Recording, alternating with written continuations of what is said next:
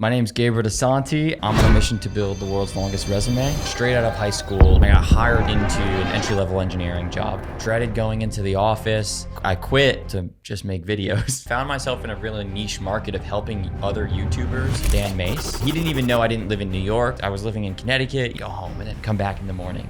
Go home, come back in the morning. And let me sleep on his couch that whole summer. I met another YouTuber named Brett Conti.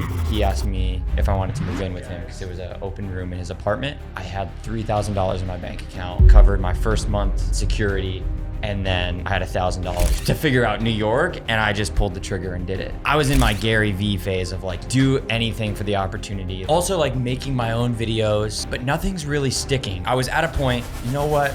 Maybe I'm not meant to be a YouTuber. Time goes on, the creator side of me came back, and I found the thing that was truly my voice. And that's when it worked. I was making videos for 12 years before it truly worked. Can you tell us how you found your voice?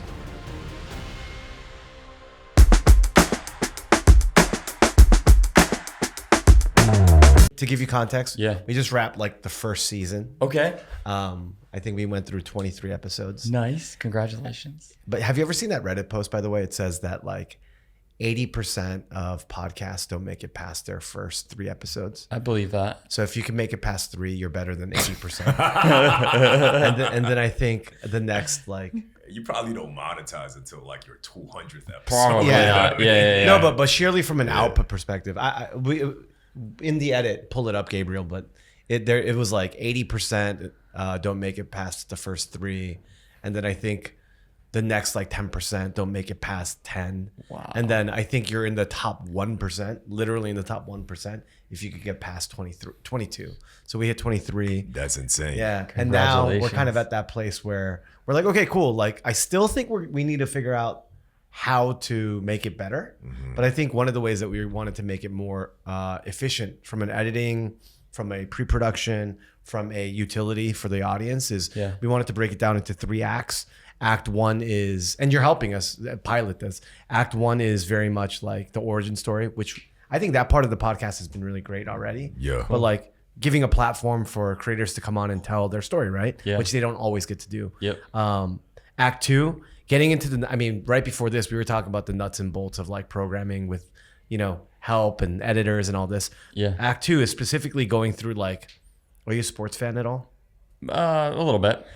On ESPN, they'll do like coaches roundup or like QB camp, or Kobe had one called like Kobe's breakdown of, so it's like. Yeah, Kobe's breakdown of the game. It's yo, if you see it over here, like, he's leaning into it. He's going to go this way. Yeah. So we're going to have that in Act 2. Cool. Where we go through, your best video and maybe one that you think, maybe whether it's your worst or something that you thought should be better. And then Act 3 is like specifically having been in this business for, more than a decade, however we could be helpful on the business side of things. That could be, breaking down how to structure a deal in the past, how you structure a deal that you're working on. It could be... Or any questions you might have. Yeah, or anything. So let's get it started. Yeah. So tell us who you are, man. Yeah.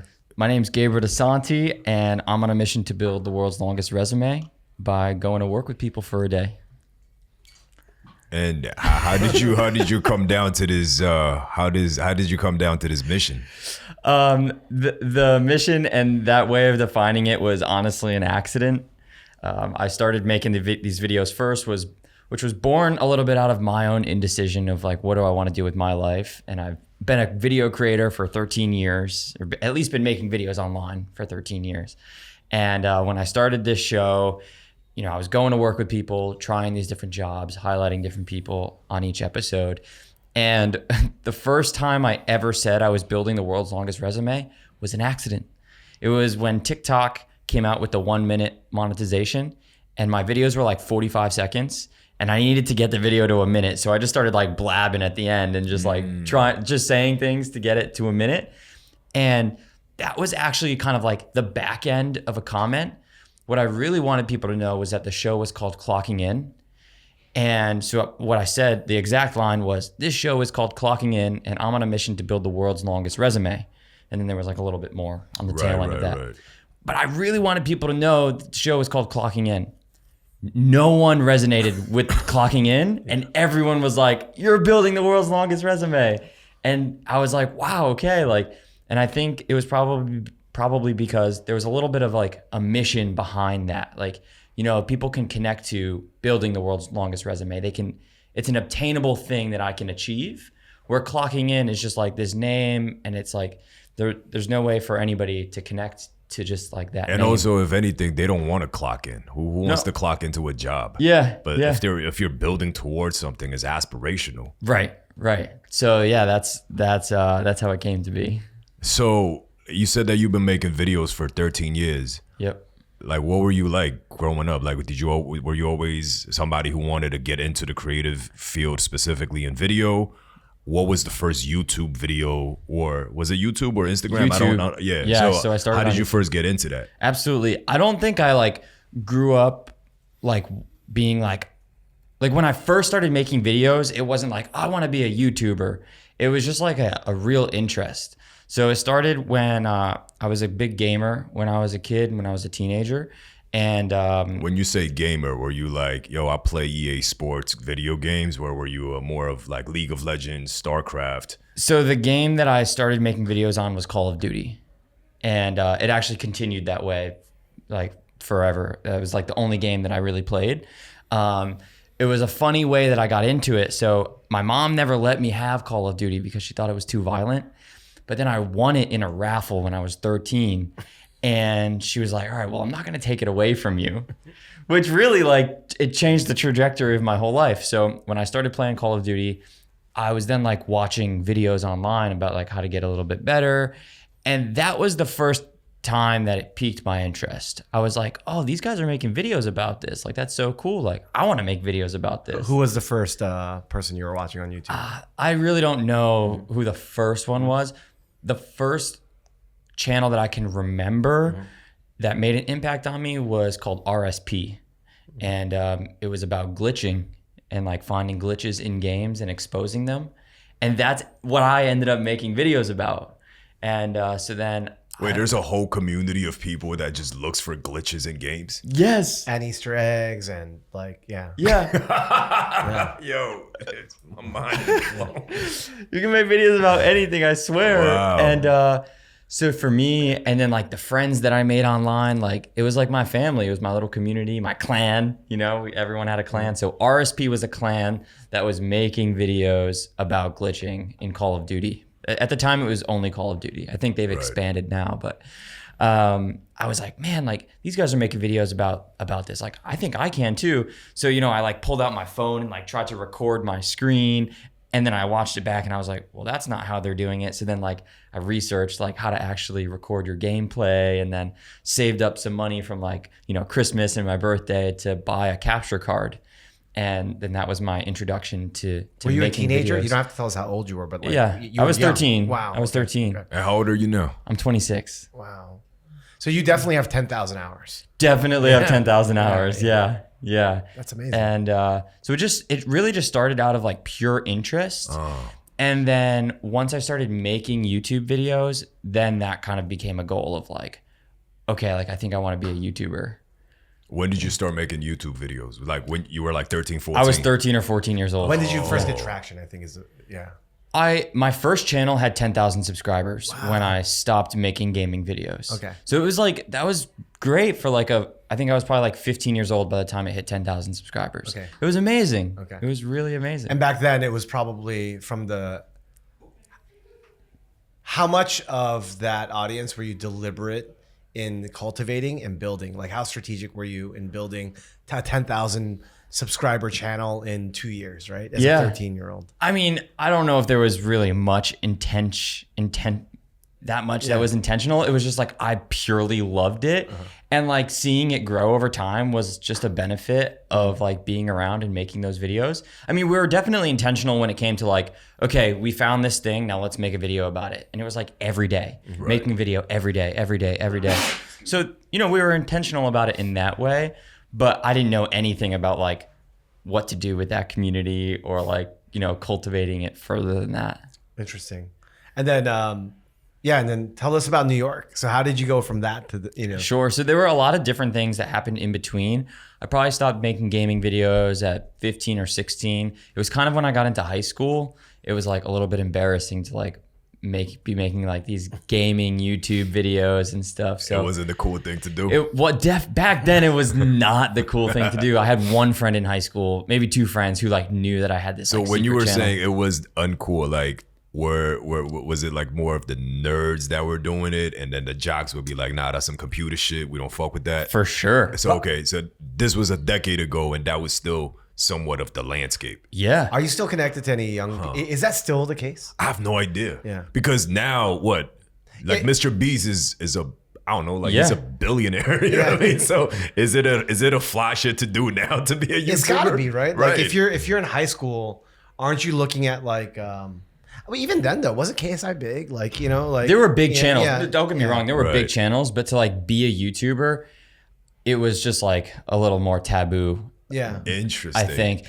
But now, like, if you ask like high schoolers now, I'm sure a lot of them say they want to be YouTubers. I think that's like an official stat. Like a lot of kids today want to be YouTubers. Yeah. We talk about it all the time. Yeah. But if you're a kid, like it would be interesting to see like how many of them like say that publicly to their friends. Because it's, you know, so there was a statistic that came out in South Korea maybe 4 or 5 years ago. They were asking elementary school kids, yo, what are the 3 biggest like things that you want to do? And then number 1 was I want to be a YouTuber. Number 2 is I want to own real estate in Gangnam, which is a very affluent area. Wow. This is elementary school kids. Yeah. Like they're not saying I want to be a scientist. Like I want to be a Power Ranger. They're saying like I want to be a YouTuber and I want to own real estate. What was the third? Third, I forgot. Yeah. You know what I mean? But number 1 and 2 was being a YouTuber, and 2 was owning real estate. Wow. So you had to keep it on the low, even though you were doing all this. Yeah, I kept it on the low. But then when I stopped making gaming videos, I think it was a little bit like I grew out of it. I just like, you know, I didn't necessarily love like gaming that much anymore. I was just kind of tired of it. Yeah. And so I stopped. But then there was like this hole that I was like trying to fill. So I did a lot of different creative things. I did graphic design. I did animation. And you were just learning all of this on YouTube, I'm assuming. Yep, YouTube University, as I like to call it. And I was just kind of trying different creative things because I had an itch to scratch. And then what the switch for me was I went on a trip with my friends and I borrowed my sister's camera. I didn't even own a camera. My younger sister had like this little camera and I borrowed it and I made a video with it. And I was like, that was like the switch because I knew how to edit already. And so all I was looking for was like the tool. So for me, when I was younger and gaming, like my capture card and my PlayStation was my tool. Now when I borrowed my sister's camera, that was the tool. And I knew how to edit. So it felt like a very natural switch. And then I started making actual videos at that point. Was that a vlog? Yeah, I started making vlogs, and probably Casey was one of the biggest influences. And this guy from England called Mars Bar Vlogs. Mm-hmm. He was a big influence as well. Where was the trip? It was just to Philadelphia. Okay. Yeah, I started with me and my friend. Connecticut to Philadelphia. Yeah, Connecticut to Philly. Me and my friends were really into exploring abandoned buildings and abandoned places. So we went to Philly because there's like a lot of abandoned things down there. It feels like this was the trajectory for a lot of up and coming photographers and videographers from that era. It's the gateway drug, right? That's the gateway drug of like either abandoned buildings or really high buildings, like skyscrapers. For sure. Like, For sure. Well, and I think that's another reason why they were successful too. Yeah. Because I think the ability to live vicariously through those videos, it's going to obviously be naturally more sticky than, you vlogging like, life in Connecticut. Correct. Right? Which I did. Yeah, I did. Yeah. I have all those videos with my friends of just like making vlogs every day and like, not really getting any traction, but then making like these abandoned videos and the skyscraper videos, and those would like get more attention. But then I made those for a bit, but I realized there was not really a way to monetize it. So I needed to make something that was a little more like brand safe. And when did that click for you? Pretty quick. I was probably like 19. And you already knew like, okay, this isn't monetizable. Yeah. Fascinating, man. Fuck. Shit. Well, and that's why I asked the question even about the Call of Duty. I think that there's 13-year-old kids that understand my pathway to 100,000, especially if they're watching YouTube videos. And now able to actually watch videos like the one we're making today, they're going to say, oh, wait, that's an easy way for me to hack audience because, hey, if I can attach myself to the SEO of something like Call of Duty, and then there's glitches on Call of Duty, and I'm programming with frequency, and I have certain elements that are programming elements where it's interesting or whatever, it'll all work, right? Yep. Hey, I'm a photographer, I'm a graphic artist, I'm a illustrator. Okay, great. If I'm an illustrator, how can I animate something that is like Messi? You know what I'm saying? Like Lionel Messi or Cristiano Ronaldo, let's say. Yeah. Because why? Because they're the most followed people on the internet. So if I tag them on it, the likelihood of me being able to branch off into that, I think kids understand that fundamentally. Yeah. Yeah, no, that's fascinating. So he knew it at 19. I mean, you're like a quintessential YouTube kid. Like, Yeah. You know what I mean? Literally Yeah. from the techniques that you've picked up to the trajectory to your creative process, from gaming to taking, like abandoned building photography and videos. And then now you're trying to dominate short form. Yep. So that was 19. Yeah. Tell us more, because there's actually more interesting stuff. Yeah, were you in school or? And I remember you were actually an engineer at one point too, right? Yeah. So in high school, I went to a trade school for computer-aided drafting and design. Graduated there with like a certificate in that program. And then I got hired straight out of high school into an entry-level engineering job as a draftsman. And I worked there for 2 years. What is a draftsman? A draftsman, so there's all different types of draftsmen. I was specifically working at an electrical company that remanufactured circuit breakers, like big industrial circuit breakers. So what I would do is I would have to make electrical schematics and 3D models of these enclosures and the wiring diagrams and things like that. That's what my everyday job was. And then they were paying for me to go to school to get my engineering degree, which I never finished, but I did like 2 years essentially. And then, but I quit and I dropped out of school to just make videos. So you could have been an engineer right now. That was my path. That was my path. My parents wanted me to be an engineer. I thought I was going to be an engineer. Yeah. Interesting. And what made you wanted to say, yo, fuck this, I'm going to go make TikTok or YouTube videos? Yeah. So the biggest thing for me was when I got hired at that job, I had a boss that I really loved. He was really great to me. I learned a lot under his leadership. About a year in, he got a promotion, which of course that's great for him. But then I got assigned a new boss. And I stopped learning at that point. And that boss and that team like just really impacted my day to day. Like I wasn't enjoying my work anymore. I wasn't learning. I was just like dreaded going into the office. And I was like, man, like I'm like 19 right now and I hate my job. And there was an older wise man who worked as an engineer on the floor who I worked with every day. And I remember him saying this one thing that just sticks in my head. He's like, Gabe, like whatever you do, just make sure you can play golf whenever you want. 'Cause I'm a golfer and he was a golfer and we would golf, when we got a chance. But he was just working like such long hours at the office and like, doing hard work. And all he wanted to do was at 4 o'clock, he wanted to clock out and go play golf, but he couldn't because of the demands of the job.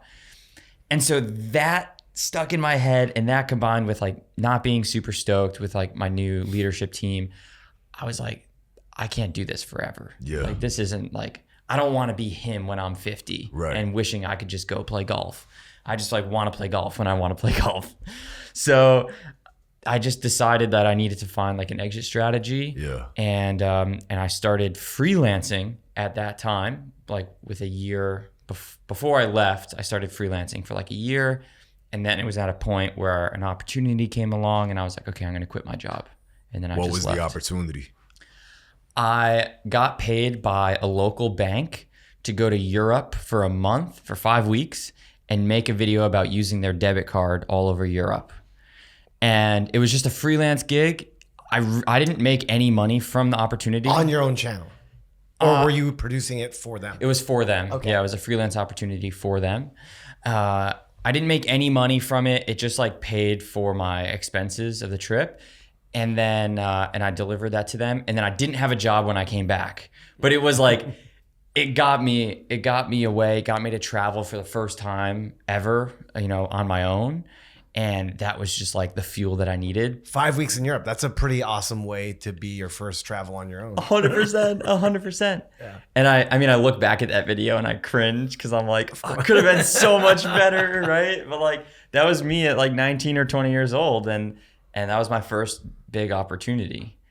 And wait, how did they find you? Let's break that down, right? Yeah. you're gonna have a blast at this story. Yeah. I'm on my lunch break one day. And I think I only had like 30 minutes for lunch, but I really wanted this burrito. That was like my favorite burrito. I think I took an hour lunch break.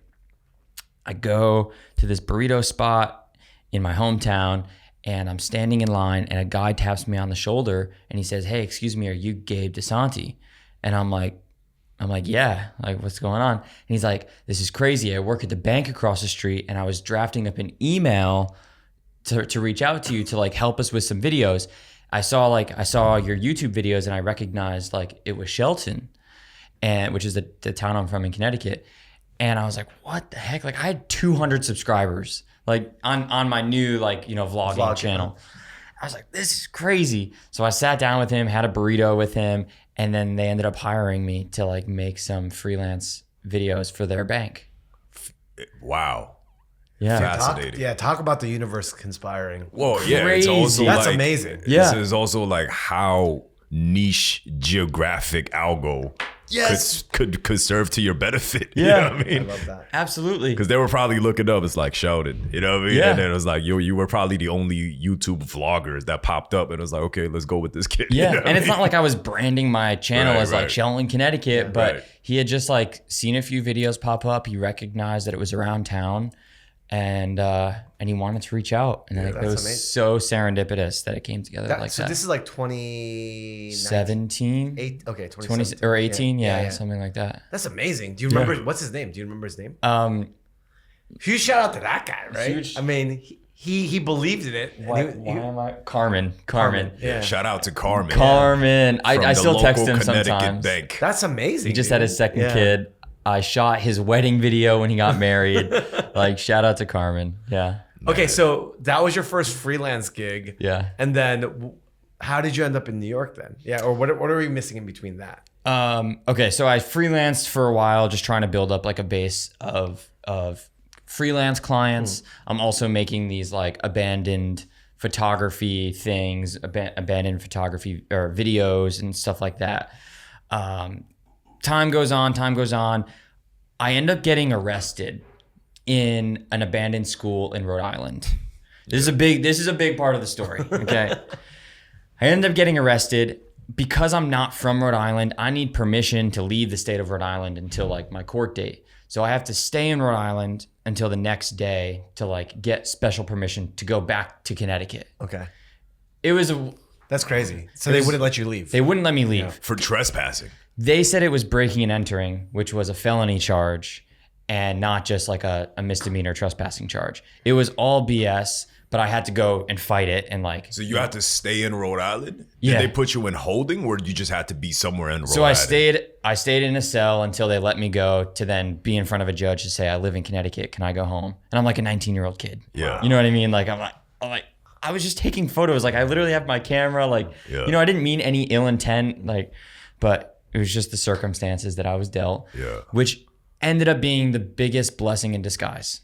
So because I needed to get permission to stay or to leave, I missed a flight to Canada. I was supposed to go to Canada with another group of friends. That next day, I got an opportunity from a creator called Dan Mace.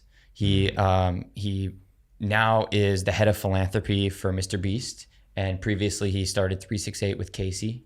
And he was like Casey's right-hand man during that era. I ended up getting an opportunity from Dan, and I had to be in New York that next day, which never would have happened if I was in Canada. I never would have been available. I never would have been around. How did you get linked with Dan? I just responded to a DM. He was looking for help on some YouTube videos, and I just responded right away with my website. And he responded within like 5 minutes. On YouTube? on Instagram. Instagram. On Okay, Instagram, cool. yeah. He posted a story and he was like, hey, like I need help on films, like who's around? And I didn't even know if I could leave the state of Rhode Island yet. But I was like, yeah, I'm down. And so I just responded. And You were down to be a fugitive, so you could connect with And Dan. he didn't know any of this until like Right. years later, Yeah. you know? And I was just like, yeah, I'm down. He didn't even know I didn't live in New York. Like I was living in Connecticut, you know? And so the next day I got permission to leave the state of Rhode Island. I go to 368 in downtown Manhattan, meet Dan, and he's like, all right, can you be back here tomorrow, same time, and we'll start filming? I'm like, sure, no problem. He still doesn't know I live in Connecticut, none of this. I show up the next day at the same time. I took the train like home and then back to New York, you know? And I just start working for Dan, and it was like a week of making videos.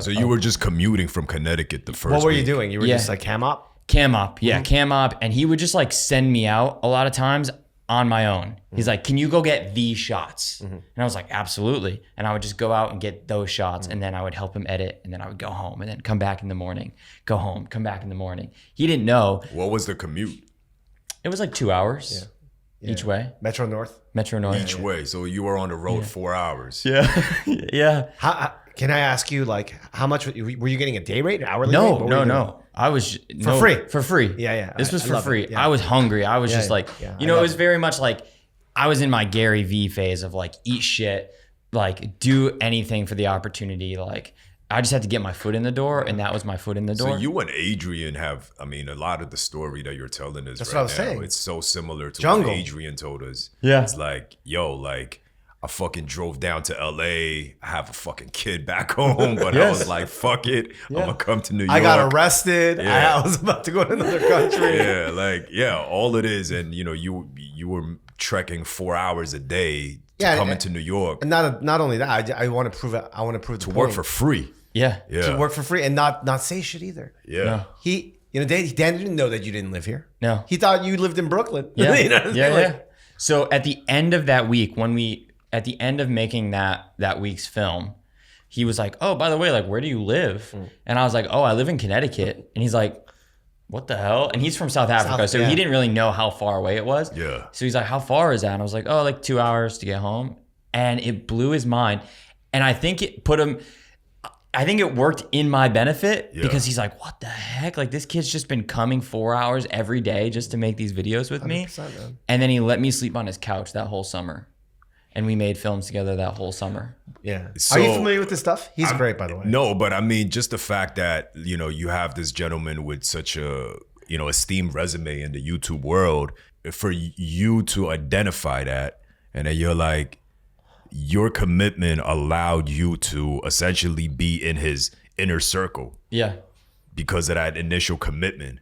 Yeah, that shit is incredible, man. Yeah, I think it's a testament to young people.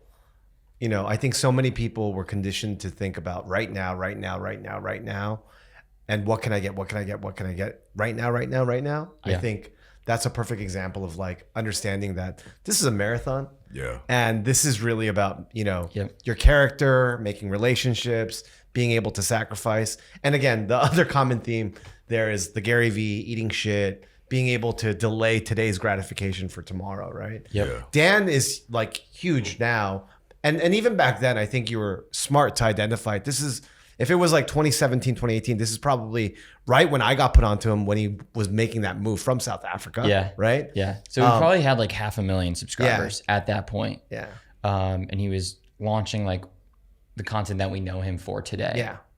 So that's where he was. Yeah. That's incredible. And then so what happened after the summer? After the summer, he ended up breaking his collarbone. Okay. And then he went back to South Africa. Right at that time, I met another YouTuber named Brett Conti, who Gabriel knows. And Brett and I met through a mutual friend at a dinner party, and we hit it off right away. He had seen the work that I made for Dan, and he was looking for someone to like help him make his videos. And at the time, Brett only had like 30,000 subscribers, but he was doing it full time. And like, that's just what I aspired for to be, you know, like, and I was just like, I just wanted to work. I wanted to be in New York and do as much as I could. So Brett was like, hey, I'm going to Arizona next week. Like, do you want to come with me? And I was like, heck yeah. I think he paid me like $400 in like my flight and my ticket and, you know, food and whatever. And I was like, yeah, I'm down. We go to Arizona for a weekend to do a tourism board video. Hit it off immediately. And I was like, oh, that was so cool. 2 weeks later, yo, dude, do you want to come to the Philippines with me next week? Heck yeah, like I'm down. Like he flew me to the Philippines, you know, and like got the opportunity to like make more videos abroad. That was so cool. And that kind of like solidified our relationship. And not too long after that, he asked me if I wanted to move in with him because there was an open room in his apartment. And I had $3,000 in my bank account. It covered my first month, you know, and security. And then like I had $1,000 to figure out New York. And I just pulled the trigger and did it. And then never looked back. I think this is important. So for that summer with Dan, were you getting paid? No. And then with Brent, originally, I mean, you were getting paid, but it was very, very little. It was very little, which is fine. Yeah. It's totally fine. Like if I wanted to get paid, I would have brought it up that I wanted to get paid. I was just looking for the experience because I knew it's the long game. Like I'll make money in the long term in order to like just further my career. And I needed to be in the room with these people. And that's how I position myself. Can I ask you? So, yeah. I mean, you're still young, for sure. But like, how novel is that approach to the people that you're around and to the generations that you see? I mean, I think that a lot of people aren't willing to kind of to do that. Everyone feels like they deserve everything right up front. And I'm like, I don't know. You got to eat it a little bit. Yeah, man. Everything that you're telling me right now is super inspirational.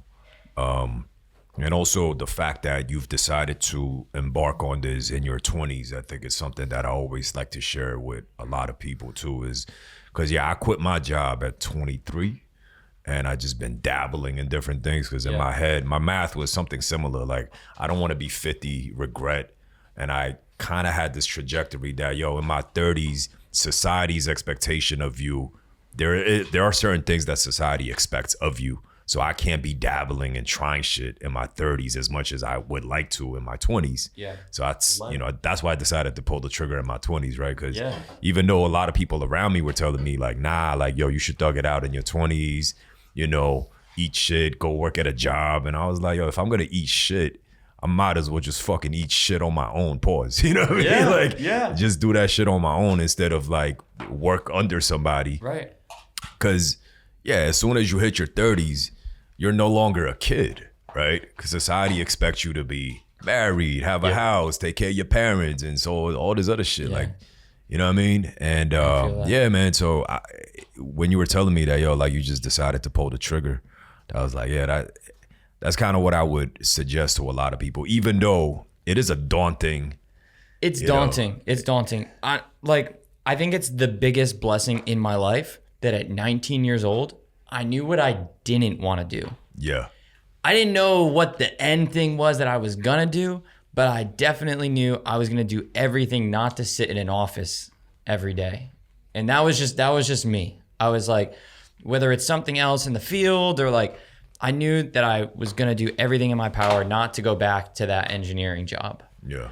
And that's maybe like the biggest blessing because that kind of like guided me to where I am now. So I wanted to ask before we had the food set up. Yeah. What do you think it was? Was it your upbringing? Like, what kind of household did you grow up in? I grew up in a more entrepreneurial household. My dad's side of the family are all entrepreneurs, but very blue collar. So my dad owns a heating and air conditioning business. He's 70 years old. He's still working so hard, right? Like, and his dad owned a tire shop. Like it's very like manual work type of entrepreneurship. And then like the whole side of my dad's family like was like that. And then my mom actually never finished college. But she always worked in like kind of an accounting role or the books or something. And when I was young in elementary school, she was, I guess, the vice president of this electronics company. And there were a lot of engineers that she did the payroll for. And so she saw how much the engineers were making. And so my parents wanted me to be an engineer because my dad works his ass off for pennies. and my mom saw how much the engineers were making, and they just wanted me to have a safe life, which I understand. Yeah. Like, I completely understand. But then when I expressed my desire to take an entrepreneurial path, they equally understood that, because it's just in my veins. And then they supported my decision to follow that path. Are you the only child? I have an older sister and I have a younger sister. Okay, so you're the middle child. I'm a middle child. I'm the first child for my mom. My older sister is a half child. I see. So for my mom, I'm her first. Yeah. Nice. And for my dad, I'm his second. Nice. Yeah. Nice. But I guess, like, they wanted me to have like a safe life. I'm gonna say this, but I'm gonna preface it by saying my mom is my #1 fan. But there's something that she said to me that is ingrained in my mind that kind of developed my work ethic. And so I grew up in the middle of the woods in Connecticut. We always had to do a lot of yard work growing up to like help my parents take care of the house and take care of the yard. Is that how and you stuff. got paid allowance and shit? Yeah, I would earn like a small Yeah. allowance, but I had to like rake the leaves and cut the wood and like put the wood in the shed. I hate nothing more than yard work. I hate it. And I would do a really lousy job. And I'm just like, I'm just an annoying little teenager at that point. And I would just do a really crappy job at the yard work.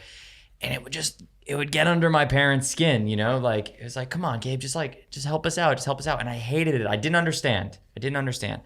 And out of pure frustration, my mom yelled at me one time and she said, you're going to get fired from every job you ever have because you have horrible work ethic. And I never forgot it. So really, I just wanted to prove my mom wrong, that I had great work ethic and that I would never get fired from any job.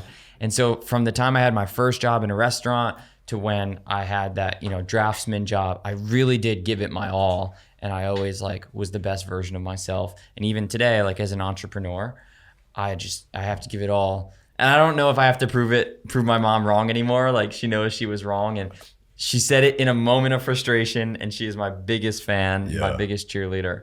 But it really ingrained a certain type of work ethic in me. Right. When you went from working with Brett, right? Yeah. Was it full-time right away, or what did you do? It was kind of full-time. It was he was continuously making videos on a weekly basis. So I was helping him in whatever capacity I could.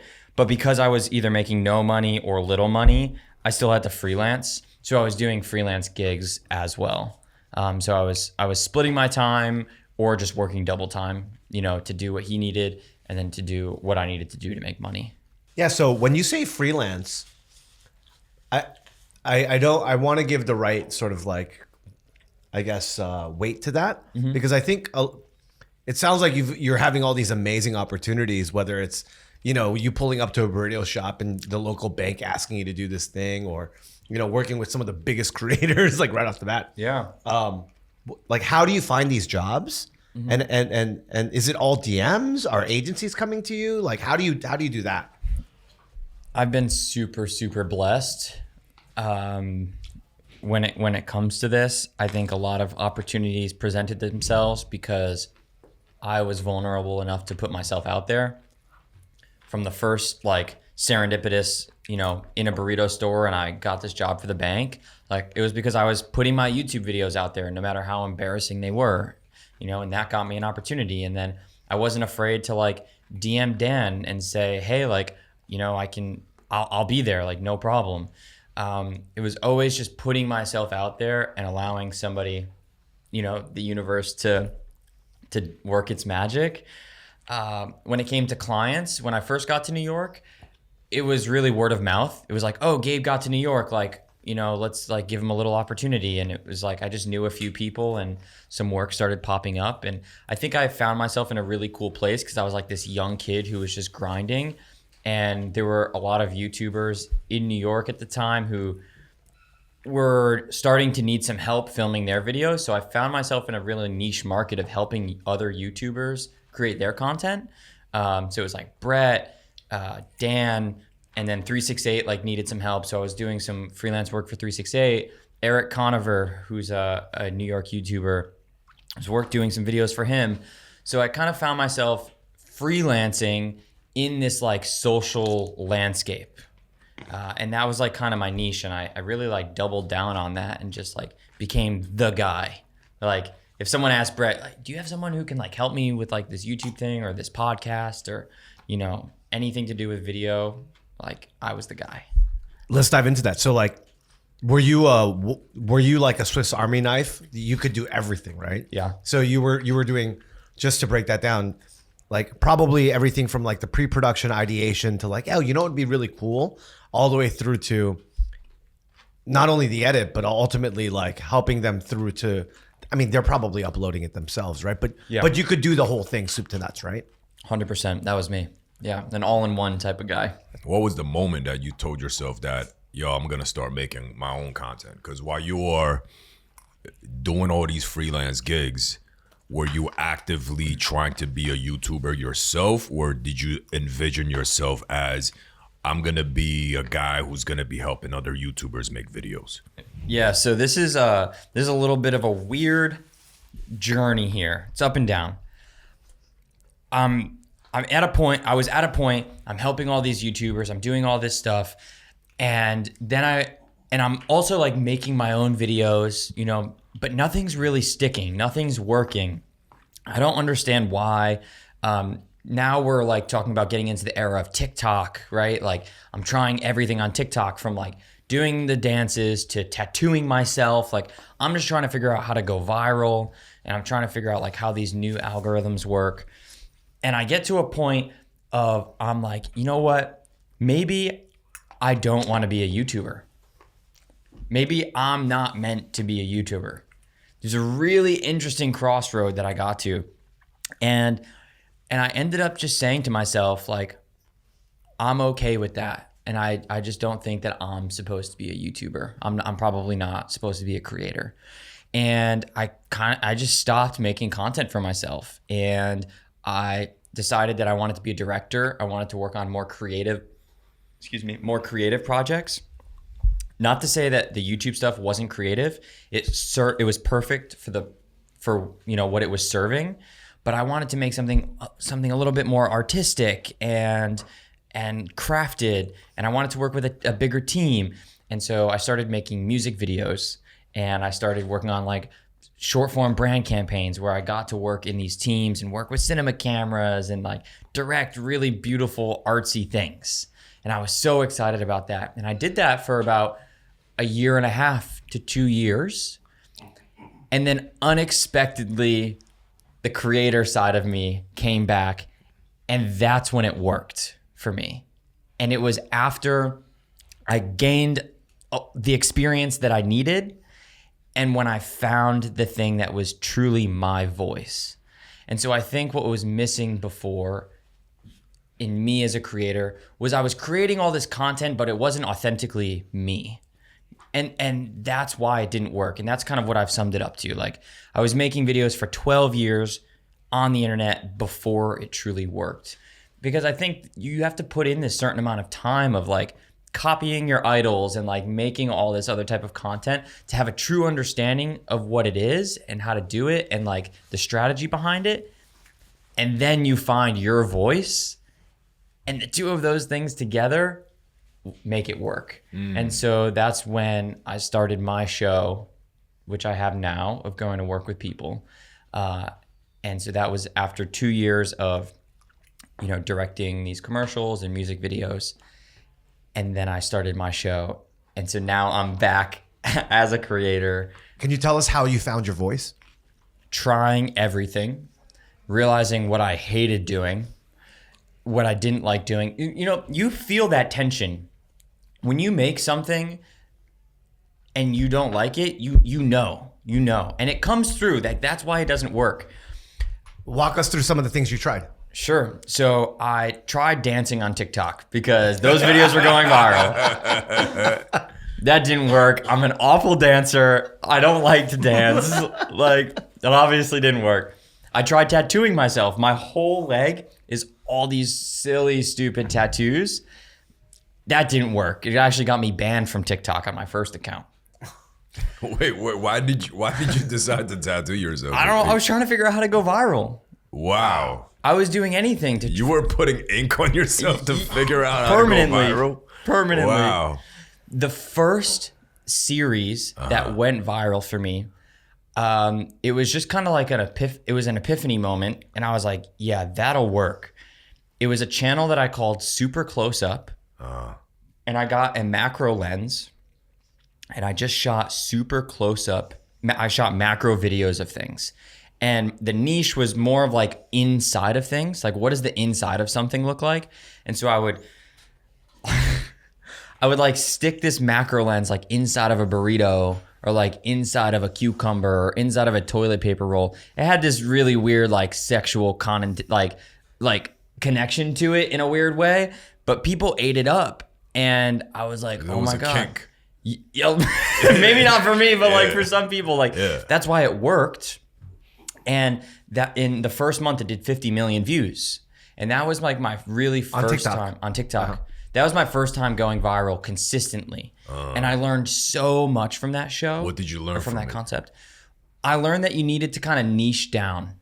So I was like, okay, I need to create something that like has a niche and can build like a certain audience, and people come back to this for a certain reason.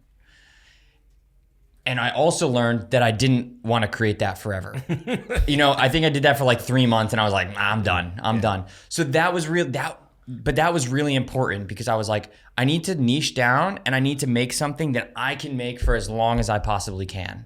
That was really, really important. And also monetization, I'm sure. Yes. Yeah. So that ultimately led me to where I am now. And the way I came up with the show was a collaborative process.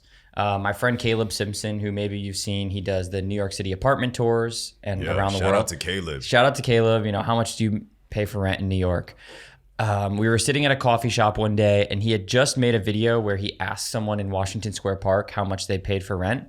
But that was it. Like they just like answered it, and that was it. And so we're sitting in a coffee shop, and he's like, dude, I think I'm gonna like start asking people that question and then ask to tour their apartment. And I was like, wow, that's great. Like, why don't we go film one right now? And so we went to my apartment and we filmed a video, and it did 5 million views. So you were the first episode? Second. The first episode. Well, the first apartment tour. Yeah. So you were the first apartment. Yeah. Of Caleb Simpson's now very famous series. Yeah. Yeah. You were the dummy. The dummy. The demo. No. The beta. But we were just like the test, you know what I Yeah. mean? Like, let's see if this actually works. No, the pilot. Yeah. Man, dummy was not probably the best, but I'm just saying, like, you were the pilot episode. And it worked. It did 5 million views. Wow. And so after that, like, it was like, just ask our 5 closest friends, like, who can I tour their apartment? And he just like filmed with the 5 closest friends. And at that time, we're hanging out every day. And it's like, whoa, okay, this is so great. Yeah, what about your apartment made it compelling? Nothing. It's just like it was a normal ass apartment. Yeah. But I think it was. So we identified 2 things. It was taboo to ask people how much their rent, right? Yep. And then to get to see what they get for that amount of money, that we suspected that's why it worked. And also voyeurism, right? Yeah, of course. Like people want to know how you live in New York. And also New York is known for arguably the most expensive place to live in America. Yeah. Combination of a lot of things. Yeah. Because people automatically was like, wait, hold up, you pay that for that space where you could get so much more in, I don't know, Michigan? Yeah. You know what I mean? Like, so there's that 100%. debate happening. So it's the perfect storm of content. And also, you're probably a little young to remember this, but when I was growing up, MTV Cribs was a huge 100% part of my upbringing. And it was aspirational usually. But just the fact that you get to see how other people live, I mean, it's the same reason why like HGTV is still popping, right? And nobody has cracked that system yet for the short form audience. Yep. And I think essentially what Caleb and, with your contribution, it was just the perfect storm. It's really, it was Caleb, he had the idea and we were just like, let's go shoot one right now. But we were hanging out every day. He was shooting these videos. They were really working. And our conversation was like, how do we do this, but do it a little bit differently? Like, how do we, continue to grow this opportunity? And Caleb brought up the show Dirty Jobs and like Undercover Boss. And we were like, what if we took the same structure of asking people something that's a little bit more taboo and then something that's even more taboo and like apply it to people's jobs? So we just took the structure of asking people, how much do you pay for rent? Can I see your apartment? And turned it into like what I'm doing now. So I asked people, how much do you make a year in New York? Can I come to work with you? And at first I thought it was going to be like a little bit more of like an office tour type thing. But then in like one of the first episodes, I asked to try the job, and then people took to that. It really like that video did way better. Of course, yeah. And that's when I was like, oh, okay, this is like, I'm going to try people's jobs type of thing. And then later on, like building the world's longest resume came along. But it all started off of like, Caleb was like, what if you did it with people's jobs? And so it was a huge collaborative like effort to. So this is 2024 right now. When did you start that series? October 22. Wow. Yeah, I think I started seeing it early 2023. Yeah. Okay. And yeah. And when did you start making yourself more present? Because I noticed a lot of the videos, especially in the beginning, it was more so focusing on the subject. Correct. Right. Correct. I think somewhere in 2023, I started putting myself in there more, and it was kind of when I realized like I had to try the job. Like that was going to help the performance of the video. That's when I started putting myself in the videos more. And then talk us through that journey of becoming more visible in the videos. Yeah. Was that seamless? Was it difficult? How thoughtful were you on that process?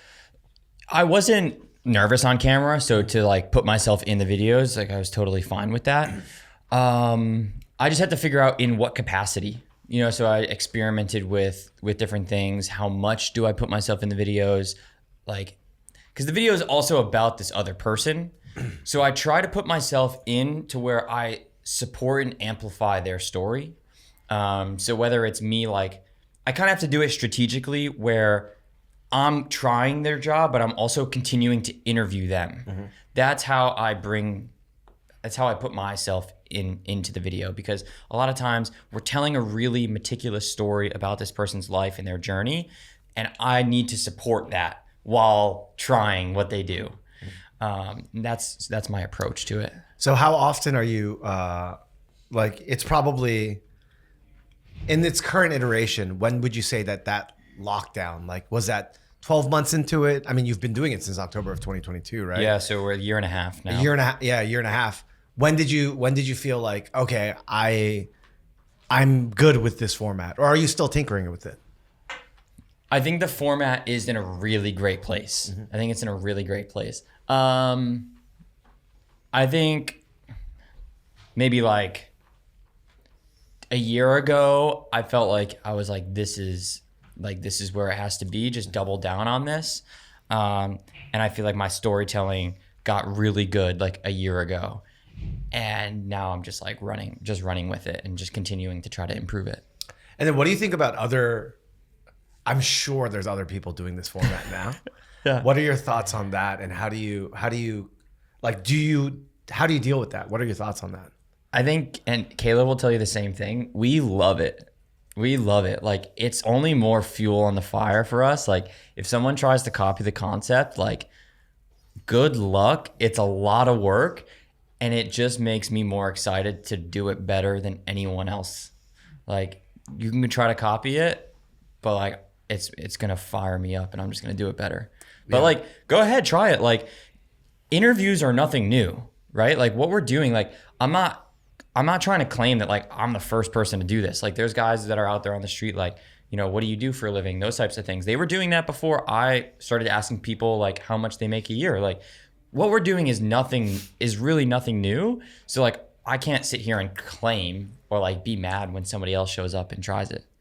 Like that's a part of the game, right? Mm-hmm. Whether you're in a athletic endeavor, you coding software, or making a new video format, there will always be someone trying to make it faster, better, and cheaper than you, right? That's just the nature of it. I guess we're very thoughtful about that too, in terms of like, just to kind of share and let you behind the curtain. Like, we're very thoughtful about like, okay, cool. Well, there's ways to do that. There's ways to change the format. There's ways to get to places where they can't go. There's ways to elevate the programming. There's all these different things. Are you thinking about those things? So I think how I've kind of branded the show sets me apart. So building the world's longest resume, that's very direct. It's like, that's my mission. And you kind of know that when you watch the videos, or like, if you know the brand, you know that that's my mission. So if someone else comes along and is like, I'm building the world's longest resume, like, that just kind of feels a little bit off. Like, I would hope that someone else comes along, if they're making the same videos, they package it their own way. But I think the way that I packaged it sets me apart and, you know, makes the show unique in its own way. What do you think, aside from the packaging of the resume, what other things do you think separate you? For example, you mentioned Dirty Jobs, Undercover Boss. I know you're a real YouTuber that will know. So like Michelle Carre, you know, like, you know, so there's other people that are doing it. Yes, definitely. But I do think what you're doing is totally different. How thoughtful are you about like your separation? Yeah, I don't want to be a direct copy of anyone else. Like, what do you think makes you special? I think my ability to tell stories is my specialty, and being able to tell, you know, just from this show alone, over 100 individual stories of other people, like, that is my special skill. And when I look at other people in the space, I don't know if they have that skill set. So I think that sets me apart from a lot of the competition. What's been your most successful video from a viewership standpoint? Let's break down like the most watched or the most viral. The most viral video has 50 million views. It's on YouTube Shorts, and it is it's an extreme tour guide. There's an experience at the Edge in Hudson Yards. It's called City Climb, and you can hang off of the top of the building. And so their tour guides are like the employees that guide you through this experience of hanging off the building. I got to do that. So they trained me, and then I got to, like, you know, guide a group through the experience of hanging off the building. That video went crazy. And it makes sense, right? So I haven't watched the video. But just the fact that it was on the edge. And it's on the edge. You're in New York City. Thing. Extreme, literally High in the risk. in the SEO. Yeah. And then you have the spectacle of hanging off of a building. I get it, right? Yep. Yeah. So that was like, did you know that one was going to do well? I suspected that it was going to do pretty well. Okay. I didn't imagine like anything close to what it did. But you know what's interesting, and this probably leads into like the next question of a video that didn't do as well. That video did 50 million views on YouTube, but it did 50,000 views on Instagram. Interesting. So like, what's going on? You know, like it's each platform is different, and that's always like a challenge to try to break through. Let's do that. So what's your most successful video on Instagram then?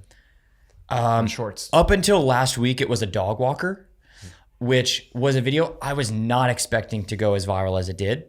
The dog walker video had 8 or 9 million on Instagram, which was really great for me. I had never broken like 3 million. Why did you think that it wasn't going to perform as well as it did? I mean, it's a fun video. Brittany, the girl in it, is amazing. But I just thought it was like another video in the show. Like, it didn't feel like special. It didn't have that wow factor. Like, there was no really like wow factor about it.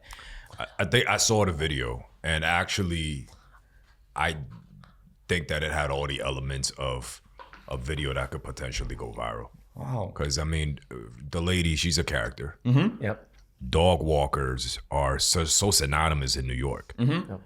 Dog is a huge Addressable TAM. market. Yeah. It's one of the biggest addressable markets. Yep. Any videos with cute animals, that shit is a hack. Yeah. And you have like 20 animals in there. Yeah. You know what I mean? And also the way you shot it, it's a type of job that everybody sees, but nobody wants to do, and few people know a lot about. Yeah. Yeah. And you broke that down, especially in the New York market. Yep. Yeah. And that's why, and then again, like we talk about TAMs a lot, addressable markets a lot. Yo, the pet addressable market is one of the biggest growing and is going to be one of the biggest markets of all time.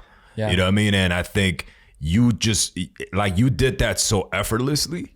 And I think it was like, as soon as like I saw like the first 5 seconds, I was like, okay, I understand why this video went viral. Yeah. Yeah. You know what I mean? Yeah. Like I thought it would do good, but it just like blew my expectations a lot Yeah. of like, whoa, it did 8 million views? So what just overtook it?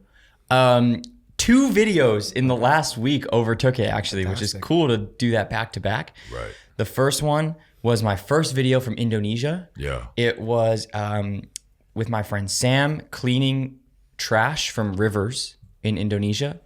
And then he turns that trash into a product. And people, that just hit 15 million views on Instagram, which essentially doubled, you know, the dog You walker video. re-uploaded it, or it just became viral right now? Became viral. It just Right. became viral. When did you first upload it? 10 days ago. Okay, got Yeah, you. 10 okay. days ago. And it went like right away. Yeah. Right Right, away. right. And then the second video that beat the dog walker was lechon. How do they pronounce it? Lechon. In the Philippines? Lechon in the Philippines. A lechon vendor. And that video is sitting at like 11 million views right now. Are Using- the views coming from Indonesia and Philippines? They are. Yeah. Right. Yeah. That makes Yeah. perfect sense. So- yeah. That's where, again, I think intuition and having an editorial sort of lens and being able to essentially be like an EIC that understands what's good and what's not going to perform is very helpful. Yeah. But also, this is where data, like, we were talking about Maker, my old company before. Indonesia is the 3rd largest.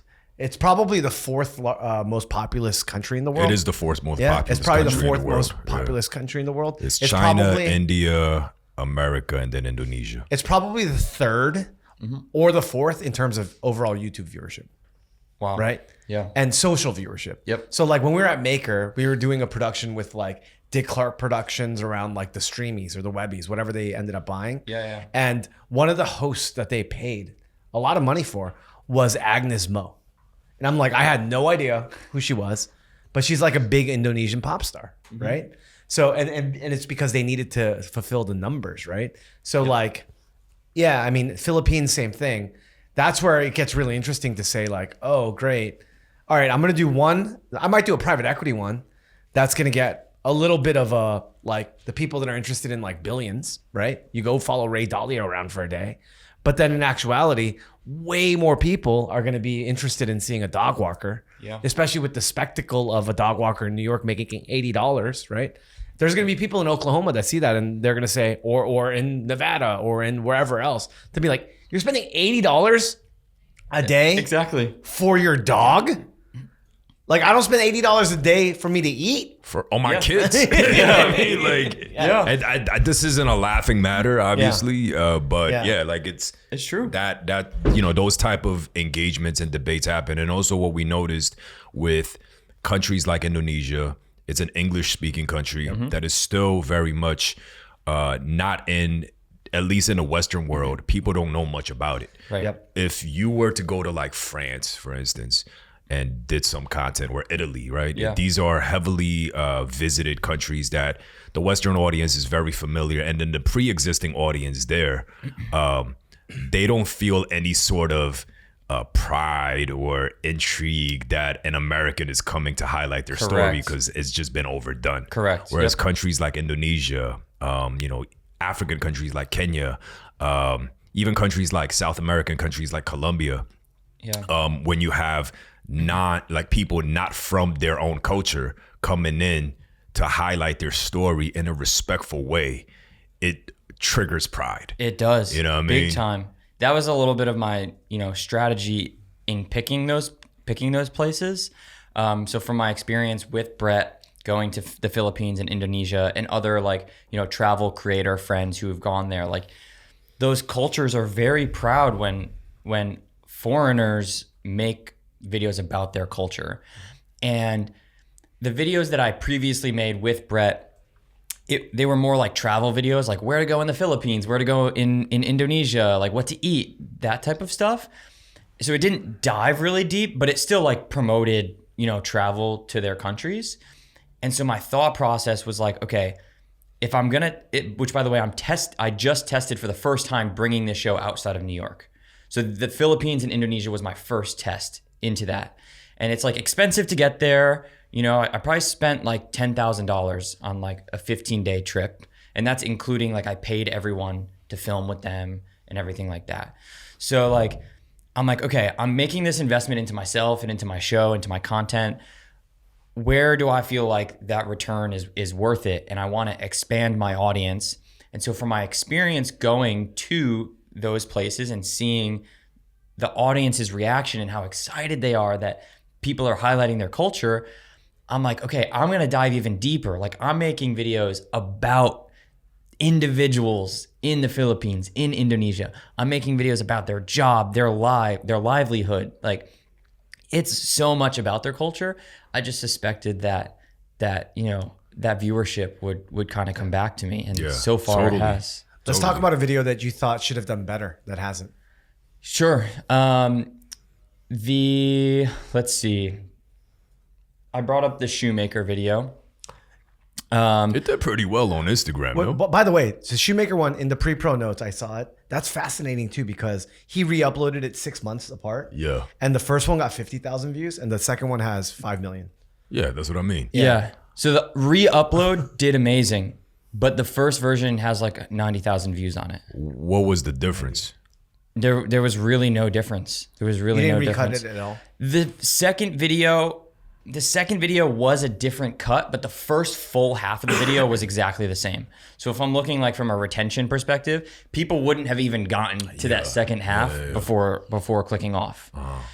So it's just like a fascinating thing. I'm like, it could have, sometimes I think it just comes down to like timing, and maybe I just posted it at the wrong time. Like I didn't get blessed by the algorithm, like, but I believed in it and I saw like it do well on other platforms, like on TikTok and on YouTube Shorts. Like the video did well. So like, why isn't it doing well on YouTube or on Instagram?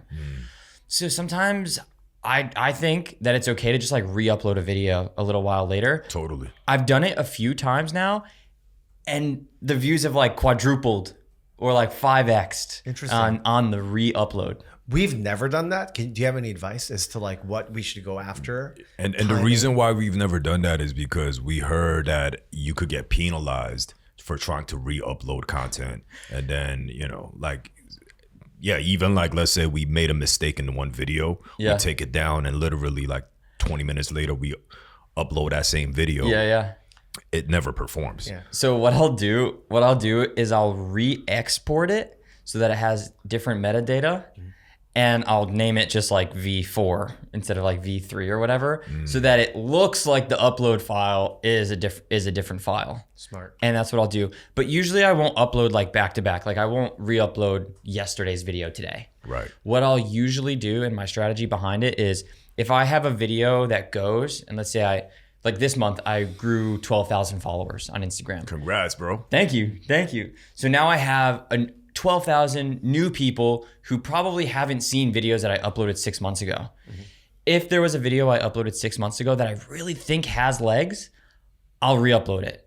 And that's my strategy. So I'll make sure that there's time in between, but also follow that video after an influx of new followers. So that usually creates new engagement, because the people who created or engaged on that original post probably aren't going to engage again on the same video.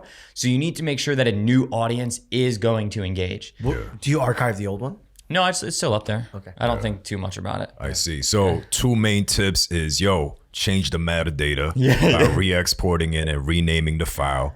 And then also have a gap in between the re-upload and try to do it after an influx of new audience coming in to the account. Definitely. That's super helpful. By the way, the metadata hack was something I used to do on YouTube all the time. Really? So I would actually name the file instead of it being like, J key, Gabriel, final version, or V2 or whatever. I would actually name the file something that I wanted to dominate the SEO on. 100%. Right. Give us an example. So I would say like Juice WRLD. I would like, if I'm using Juice WRLD music, right? Or J.K. Cho for that example, right? Instead of calling it Creators Lunch Podcast episode 15, I would actually just call it whoever the guest is or whatever the song is or whatever the SEO I wanted to dominate. Like, so I used to use vidIQ, right? And in the side of vidIQ, you would see that there is like related. So like the first, I wish I could visualize this for you, but like the way that YouTube used to have their layout, it was the main video on the left side, and then on the right side you have all the related videos, right? Right. The first 3 of that related is directly correlated to the algorithm. Then the second third is like ancillary related. Then it all goes like that, and you get a score, right? And so yeah, you never know like what is going to pull the algorithm. So you just have to put everything in your favor. Yep. So by naming the file something that could contribute to the SEO is, I think, important. Whether like we really don't know. Yeah, it was tinfoil hat. We really hat, don't know for sure. You don't So know. it's like BTS. I would literally do that. Yeah, Yes. BTS, RM, Jonas Brothers. You know what I mean? Yes. You want to Okay. name it something that contributes to like to the SEO. Yeah. Yeah. Fascinating. That's super smart though on the re-upload. Yeah. That's what a great hack. Yeah, we should start doing that. You know what I mean? Well, no, Like, I think you dropped a lot of free game there in Yeah, terms man, of like you did, bro. after an influx. I mean, how much do you even think about followers, right? Because for us, yeah, we don't. Because I noticed, right? You have videos that have hundreds of thousands of engagement and millions of views. Yeah. But at least on Instagram, I haven't checked your other accounts. It doesn't it doesn't always correlate in terms of the follower conversion. Yeah, absolutely. You know what I mean? So I'm curious, like, how much are you focused on followers, and how much are you like, if you have to choose between 3, engagement, views. I mean, views is part of engagement, but let's say likes, views, and followers. What's the thing that you like? If you have, What do you prioritize? Engagement. Engagement. Okay. Because you can Actually, leverage. I think this is better. Like, fuck, marry, kill. Fuck, marry, kill. Engagement, views, or followers. or followers. Marry views. No. Marry engagement. Fuck views and kill followers. Yeah. Because Interesting. I think you can. For me, I can leverage engagement way more than I can leverage followers, because my engagement rate is way higher than the average engagement rate of creators in general. Like, I think the average engagement rate is like 3%, and mine's at 10%. Whew. So it's like, it's much higher. It depends on the platform, right? It depends on the platform. I'm talking Instagram specific right now. Right. It's 10% or higher on some videos. That's fucking high, bro. Like, Do you know what our engagement rate is? what is it? Our engagement rate is 19. Really? Yeah. I didn't know that our engagement rate was that high. Our engagement rate is through the roof. Wow. It's great. Yeah. So when you have By high the way, engagement, by the way, but that's the law of large numbers, right? Yeah. When you have, meaning if you have 3 million views, it's gonna be a lot harder to get 19. Right. His average view count is higher than our average. Right, totally. We don't have 50 million view videos. No, we don't. right? So it's No, a lot, but yeah, but go ahead. So I feel like I can leverage my engagement more than I can my follower count. Like, I know what a creator, let's just talk about Instagram specifically. I have 184,000 followers on Instagram. I know what someone with 184,000 followers can charge for like a brand integration. But I'm just not another normal brand integration. Like, you're going to double, your amount of engagement on this brand integration or more. So like, I think that for the amount of followers I have, I'm worth more. And so that's why I prioritize engagement. It's interesting because people that were on Instagram that were so photocentric, when the video typhoon happened, when the video tsunami happened, their engagement has even gotten lower. You know what I mean? It's even lower than even before. So I'm interested to, again, this is something like, we're both in the video category. Yeah. So it's interesting to hear that, like, that's the ballpark and how much engagement that you have with your content. we want to be helpful if we can on the business side of things. So whether it's like, what do you think about this rate and how I structured this deal and usage rights, any of that kind of nuance, or it could be high level, like, yo, I want to build a soft drink, or I want to figure out like a side hustle VA, whatever it might be, right? But like, how can we be helpful? What do you want to talk about? Yeah. All right, I have a business. Okay. I have a business. It recently launched 2 months ago. It's called Stage. And it is a job shadowing platform where you can shadow your dream job before having to commit to, school or job applications and things like that. It was kind of part of my plan since starting the show. Like, I see a lot of audience feedback of like, oh, like, I would love to try that job, or that's my dream job. Like, how do I get started in this field? And there's like a lot of demand for people who like, want to try something new. And I think we see a few different audiences. There's like the people who are either in college or just out of college and still don't really know like what they want to do with their lives, and they like want to try things.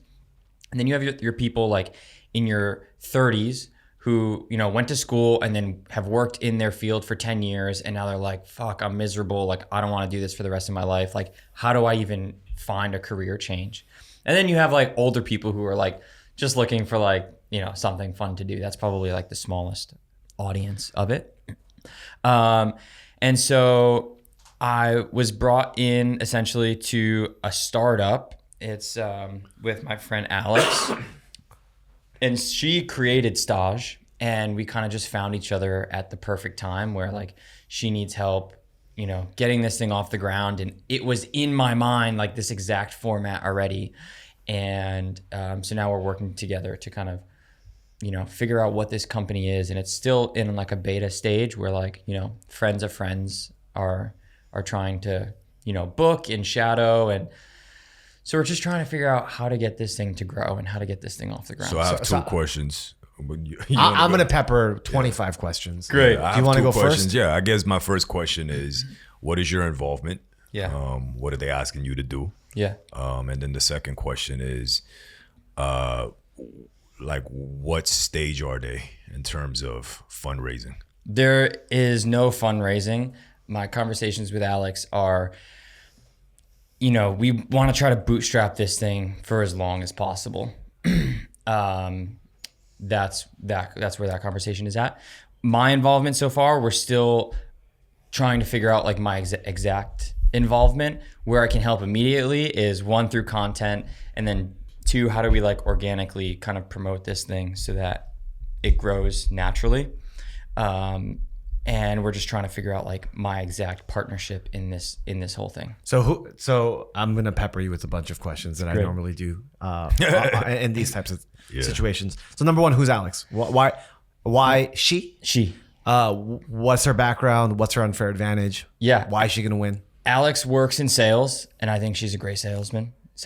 Okay. And she works in like tech sales. Okay. And that's what she's been doing for 10 years. And the inspiration for her starting it was it her brother or someone who she's close to, like was trying to find like a new job and was just like miserable after working in their job for 10 years. And, she kind of just came up with this idea of like a job shadowing platform. What if you could try your dream job before having to commit to it? Yeah. So that's who Alex is. Is this already available?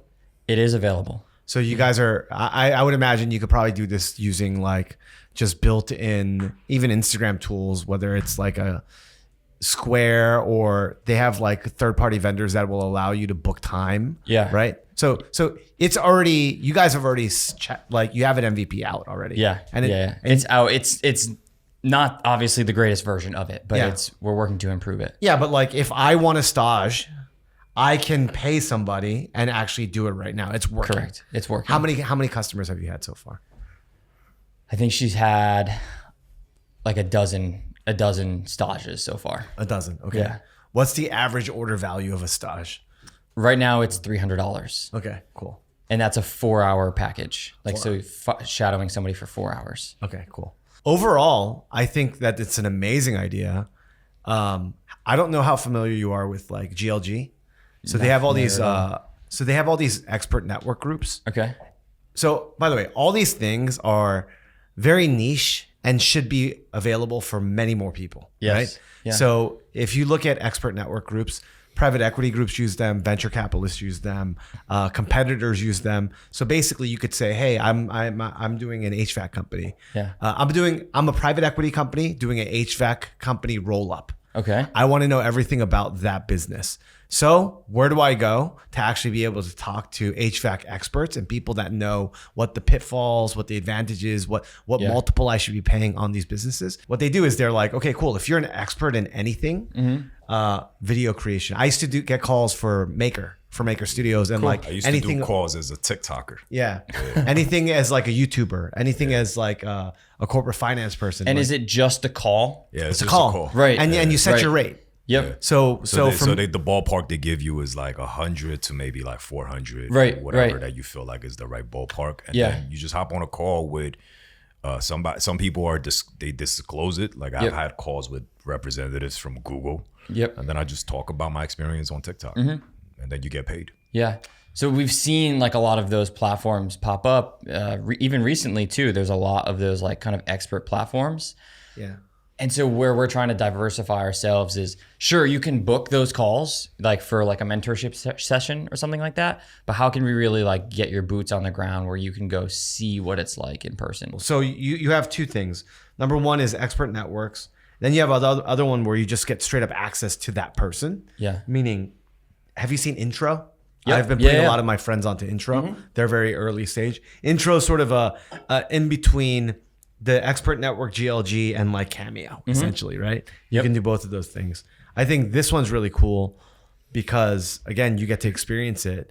And I think you would be very, I think niching down here would be even better too.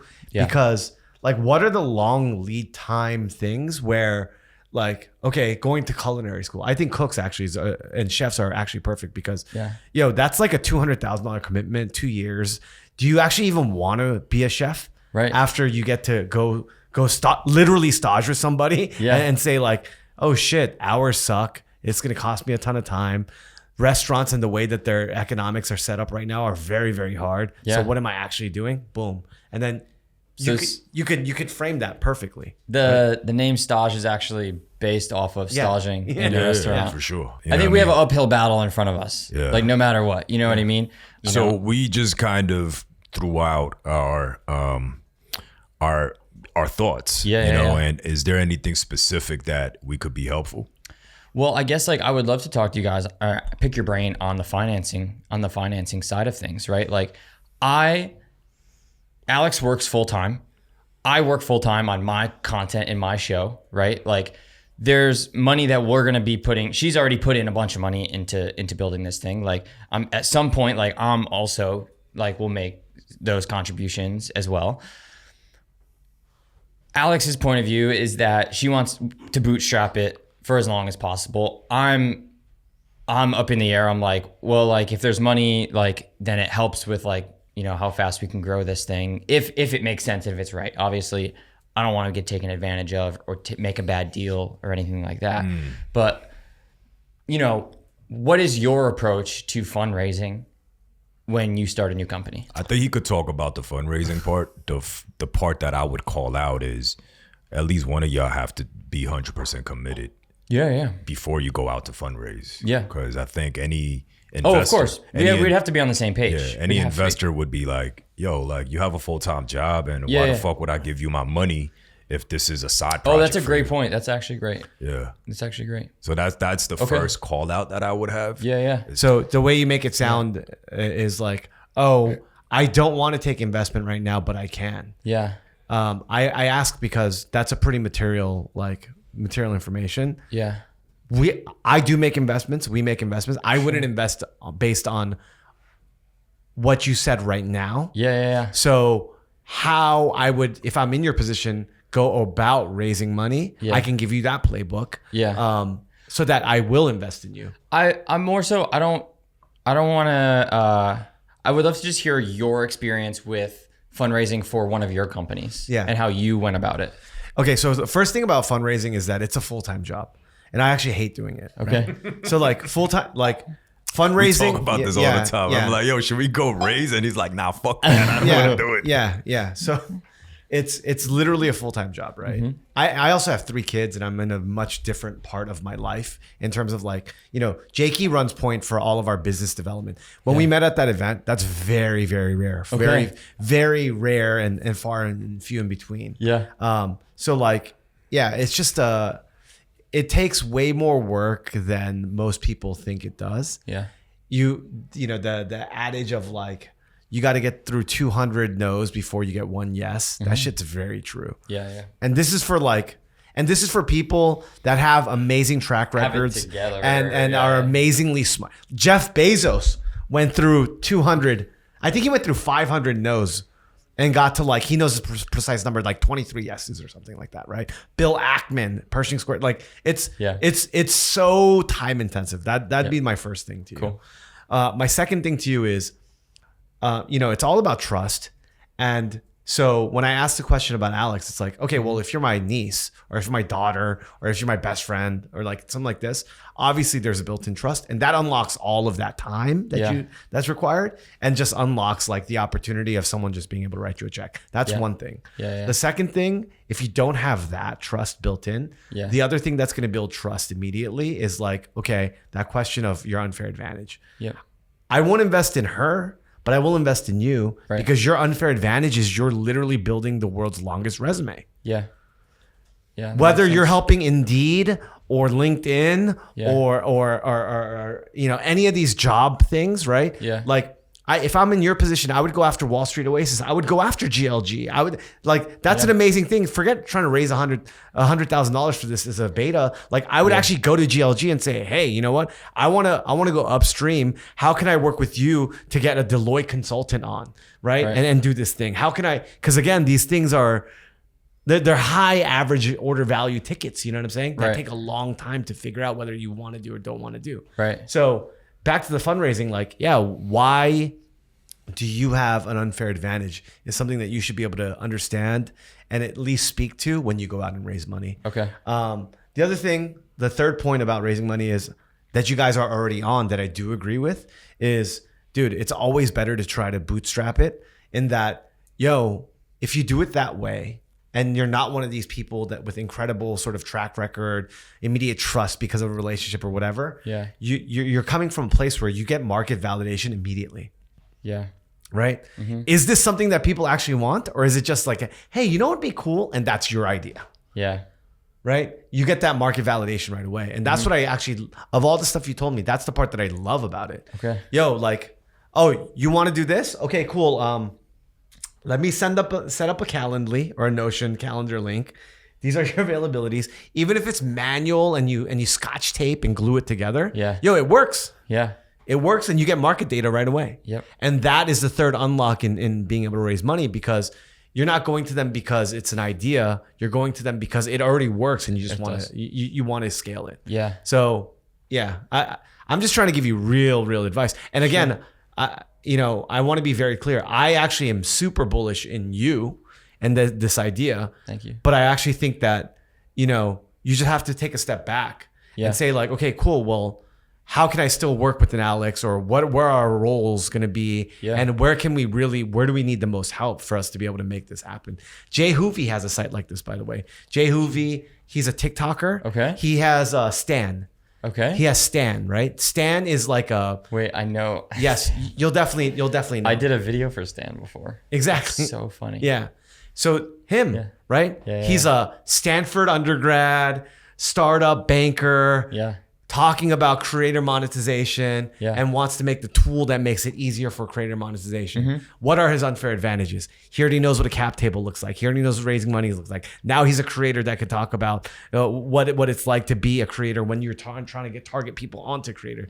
These are the same types of things that you have advantages to. And if you're like, oh, I don't know about cap table or raising money, then find someone that knows specifically how to do that and partner with that person. Honestly, I think it's such a great framing for me, because like the first time you said like, what's your unfair advantage? I was like, I don't know, what the heck's my unfair advantage? And now I'm like, oh, my unfair advantage is that I'm the job guy. You are the job guy. And I have all these I have this platform, like that is my unfair advantage. But before this conversation, I don't think I would have been able to answer that. That's the weapon that you have. You know what I mean? Because we're so the whole reason why we even started this podcast series is because we're so bullish on that. Every other unicorn that's going to come out in the next 5 years, startups, industries, are all going to be dictated by creators. Now, what we mean by creators isn't necessarily people doing dance videos on TikTok. I'm saying like Elon Musk is a creator. Yeah. Donald Trump is a creator. Obama is a creator. Yeah. The Rock is a creator. You know what I mean? Yeah. All the way down to Gabriel and J. Key. You know what I mean? We're all creators. So these are the specific industries and markets that we're going to be able to not necessarily dictate, but have huge influence on. You know what I mean? So, and you're the man in the arena. You're the mascot. So in the job category, and even with the advent of AI, we're all going to need jobs for a while. Yeah. You know what I mean? For a long time. So yeah, like that's your unfair advantage, bro. And that's great. And the community that you're building right now. Have you ever thought about the fact that you are competing directly? You're not competing with other people trying to interview people about their jobs. You're actually competing against LinkedIn. Yep. 100%. Right? You're competing 100%. against, Rocket Job. Or I forget all these. Yeah. But like, the reason why I say you're competing is they're buying ad reads right now on Spotify on the Bill Simmons show.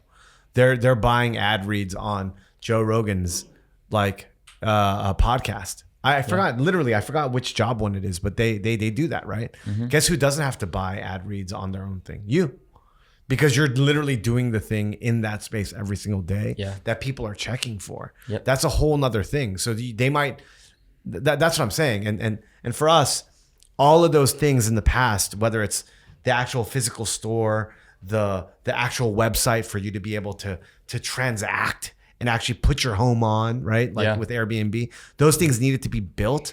But with the way that technology is, and again, we always talk about technology being deflationary, you can literally buy for $29.99 a Shopify site that'll give you a template, and now you could be a clothing designer. Yeah. So what's the only thing that a clothing designer needs? You need an audience. You need a story. You need a brand mission. You need all the things that we know as a creator. Yeah. And people are only thinking about it as, oh, that's cute because you're gonna make Homebody the next clothing. No, dude. Zoom out, and you're gonna have Beast Insurance. Zoom out, you're gonna have Cody Sanchez mortgages. Zoom out, you're gonna have that's what's gonna happen right now. Yeah. You're gonna have Gabriel's job site. You know what I'm saying? But yeah, man. I mean, we're so bullish on the fact that all consumer demand will be community driven. Yeah. And the number one way to community and trust in this new era is through content, and who knows how to make content better than the creator. So. Yep.